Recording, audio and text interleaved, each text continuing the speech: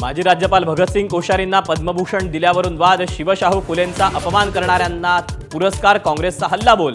तर काहींच्या काळात कुणाला काय दिलं हे काढलं तर दिवस पुरणार नाही, फडणवीसांचा पलटवार।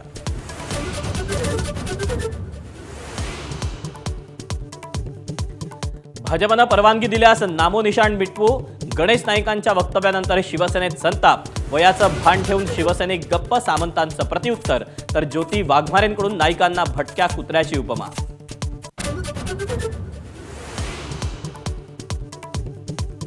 सहर शेखच्या वक्तव्यावरून भाजपमध्ये दोन मतप्रवाह। किरीट सोमय्यांची विरोधाची तलवार, तर एमआयएमच्या झेंड्याचा रंग हिरवा म्हणत गणेश नाईकांकडून वेगळा सूर।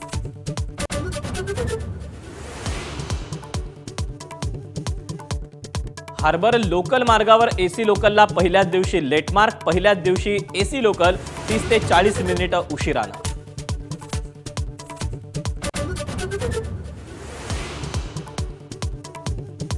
नाशिकहून निघालेलं किसान सभेचं लाल वादळ 3 ते 4 दिवसात मुंबईत धडकणार। मुंढेगावपासून मोर्चा मार्गस्थ। आज इगतपुरीत मुक्काम, तर उद्या ठाणे जिल्ह्यात प्रवेश।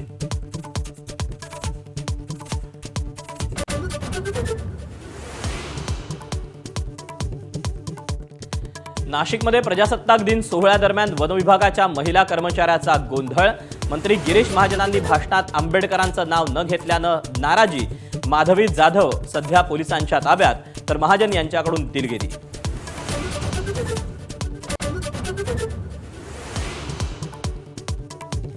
बुलढाणा जिल्ह्यात 4 मंत्र्यांची ध्वजवंदनाला दांडी। पालकमंत्री मकरंद जाधव, सहपालकमंत्री संजय सावकारे गैरहजर। फुंडकरही फिरकले नाहीत, तर केंद्रीय राज्यमंत्री प्रतापराव जाधवांचीही पाठ जिल्हाधिकाऱ्यांच्या हस्ते ध्वजवंदन।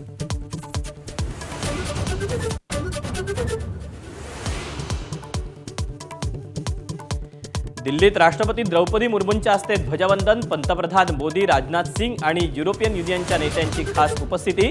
हेलिकॉप्टरमधून भव्य पुष्पवृष्टी।